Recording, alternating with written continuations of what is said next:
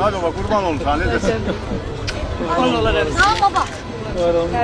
Ne olur mən şimdi ne eylemişim? Ben baba salam verir. Oğlum mektebatta olan ben alırım. Bak sana kurban olun. Baba siz bana söz vermiştiniz. Hüseyin Hüseyin bak bana çayxana kofe yer. Onu vermezler sana kurban olun. Özel bayram alırım. Siz biz paka yoldaşız. 5 il bir yerde işlemiş.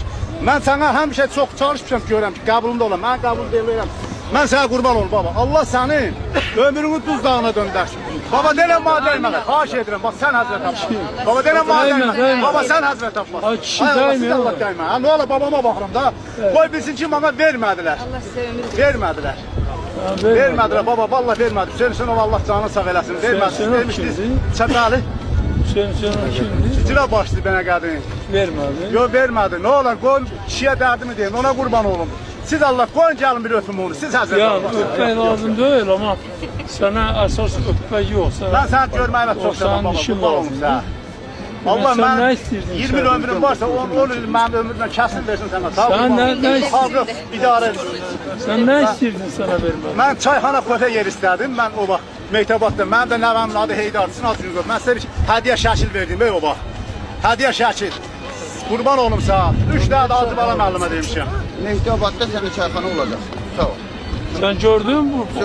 Bunu tanıyorsan. Bəli, ben 3 tane ona demişim. Bir yol demişim bu döngə dönərək intürsün yanında. Orada bir yol Bakı Kasinsasının qabağında. Bir yolda iş yerində. Dedim belə baba belə deyib git diye. Şəhərdə deyir çayxana. Deməm ki şəhər harda. Bəli, Hacı bala müəllim dedi. Sağ olsun şəhəri gözəlləşdirib. Allah canını sağ eləsin. Ne olur baba xətrinə madə bir çayxana. Mən yox, babanın hesabına balaca idarə xətrinə verin qoyun yaşasın. Yaşasın eləmədən 5 il vagon yol var. Bir anda. Kurban olun baba. Ben sizi görəndə köydən sevinirəm. Adın nedir? İsa'dır. İsa. İsa. Sana kurban ol baba. Abi tanım o tanıyorsan da. Tanıyıram, indi gələk o sözü işlədirəm, Hüseyin o kimi yerə salmıyor sözü. Bəli, mən düz deyirəm. Mənim sana güvəni bu sözlər deyirəm. Bu dəqiqə mənim qolum az qala qıralar burada. Babamdır, ona qurban olum. Xalqın axsaqqalından Yaxşı da deyən də. Bəli. Ya. Ona bilsən nə deyirlər? Sən çox danışırsan. Ona deyirlər, niyə çox danışırsan? Dil otu yemişsən. Nə deyəcəm baba, mənim üçün qəbul, sana qurban olum. Bəli. Abi tanım ona tapşırdım. Kömək eləyəcəksin. Çayxana.